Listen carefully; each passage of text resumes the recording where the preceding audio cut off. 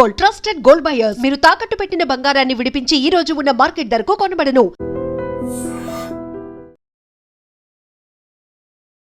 Big breaking ఇది. Actually మీరు చూస్తోంది ఇప్పుడు బేగంపేట్ బస్ స్టాప్ ఎంత రద్దీగా ఉంటుందో మనకు తెలుసు. బేగంపేట్ పబ్లిక్ స్కూల్ దగ్గర ఒక భయంకరమైన యాక్సిడెంట్ అయితే జరిగింది. క్లియర్ కట్గా మనం చూడొచ్చు. ఈ మహీంద్రా థార్ ఒకతను వాళ్ళ ఇద్దరు పిల్లల్ని తీసుకుని స్కేటింగ్ కోసమని ఈ ప్యారడైజ్ వైపు వెళ్తున్నాడు. ఆ టైంలోనే, అంటే ఇది పొద్దున 6:30 గంటల ప్రాంతంలో జరిగినటువంటి ఇన్సిడెంట్. మార్నింగ్ చాలామంది కూడా వాకర్స్ కానీ, జాగింగ్ చేసే వాళ్ళు కానీ, గ్రౌండ్కి వెళ్ళే వాళ్ళు కానీ, లేకపోతే ఈ స్పోర్ట్స్ కోసం వెళ్ళే వాళ్ళు కానీ చాలా పెద్ద ఎత్తున ఈ గ్రౌండ్స్కి వెళ్తూ ఉంటారు. అట్లాంటిదే థార్ వెహికల్లో ఒక తండ్రి ఇద్దరి పిల్లల్ని స్కేటింగ్ కోసమని తీసుకువెళ్తున్నటువంటి టైంలో జరిగినటువంటి ఇన్సిడెంట్. మెయిన్ రోడ్డు పైన, దట్టు బేగంపేట్ బస్ స్టాప్లోనే ఈ ఇన్సిడెంట్ జరిగింది. 6:30 గంటల ప్రాంతంలో ఒక 2 ట్రక్కులు అత్యంత వేగంగా, ఈ తండ్రి చెప్తున్న, ఈ థార్ ఎవరైతే డ్రైవ్ చేసిరో ఆ తండ్రి చెప్తున్న వివరాల ప్రకారం అయితే 80 నుంచి 90 కిలోమీటర్ల వేగంతో ఈ హెవీ లోడ్తో ఉన్నటువంటి ఈ వాహనాలు ఏవైతే, ఈ ట్రక్కులు ఉన్నాయో, మినీ ట్రక్స్ ఏవైతే ఉన్నాయో, ఆల్రెడీ ఒకటి అత్యంత వేగంగా దూసుకొని ముందుకు వెళ్ళిపోయింది. ఏంటి ఇంత ఫాస్ట్గా వెళ్తున్నారు అని మిర్రర్లో ఆయన చూసినప్పుడు వెనకాల నుంచి ఇంకో ట్రక్ కూడా, మినీ ట్రక్ అత్యంత వేగంగా వస్తోంది. అది కూడా ఈ రైట్ సైడ్ ఒకవైపు ఇట్లా వంగిపోయి ఉందన్నమాట ఆ వెహికల్. అది గమనించిన తర్వాత ఈ థార్కి సంబంధించిన వెహికల్ని పూర్తిగా లెఫ్ట్ వైపు పూర్తిగా పక్కకు ఆపేసుకున్నటువంటి సిచ్యువేషన్. అట్లాంటి ఆపేసుకున్న థార్ వెహికల్ని అత్యంత వేగంగా వచ్చినటువంటి ఈ ట్రక్ వెనకాల చాలా బలంగా ఢీకొట్టడమే కాకుండా, ఢీకొట్టిన తర్వాత కొద్దిగా దూరానికి ఈ థార్ వెహికల్ని లాక్కొని వెళ్ళిపోయిన తర్వాత, ఆ తర్వాత ముందుకు వెళ్ళిపోయి ఈ ట్రక్ పూర్తి స్థాయిలో బోల్తా అయితే పడిపోయింది.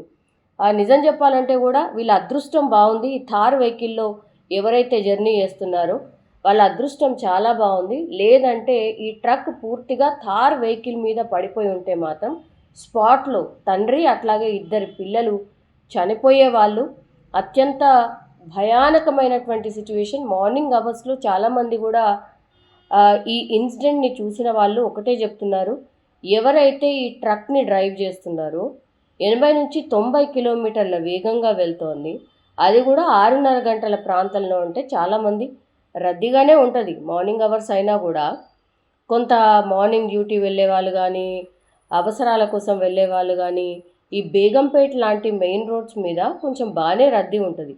అట్లాంటి టైంలో ఈ 2 ట్రక్కులు అత్యంత వేగంగా వెళ్తున్నటువంటి పరిస్థితిని చూసిన తర్వాత వీళ్ళు ఖచ్చితంగా తాగే డ్రైవ్ చేస్తున్నారు. అసలు వాళ్ళ వెహికల్ మీద నియంత్రణ లేదు వాళ్ళకి. తాగి డ్రైవ్ చేస్తున్నారు కాబట్టి ఇంత ర్యాష్గా వస్తున్నారు. అది గమనించి ఈ థార్ వెహికల్ని పక్కకు ఆపిండు కాబట్టి వాళ్ళ అదృష్టం బాగుంది, బయటపడ్డారు అనేటువంటిది అక్కడున్న వాళ్ళు చెప్తున్నటువంటి సిచ్యువేషన్. సో ఇట్లాంటి ఇన్సిడెంట్ చూసినప్పుడు మాత్రం నిజంగానే ఒక రకంగా భయం వేస్తోంది. బేగంపేట్ లాంటి ప్రాంతంలో, అది కూడా మార్నింగ్ అవర్స్లో ఇట్లా ఎన్నో వెహికల్స్ కూడా, యాక్చువల్లీ ఇవి మార్నింగ్ 6 వరకే సిటీ లోపలికి అలౌడ్ అయినా సరే ఇవి 6:30 గంటల ప్రాంతంలో కూడా సిటీ లోపల ఎట్లా తిరుగుతున్నాయి అనేది అతిపెద్ద ప్రశ్న. ఇప్పుడు వీళ్ళు మాత్రం ఒకటే చెప్తున్నారు, ఇట్లాంటి ట్రక్స్ని మేము చాలా చూస్తున్నాం, ఇట్లాంటి లారీస్ని చాలానే చూస్తున్నాం.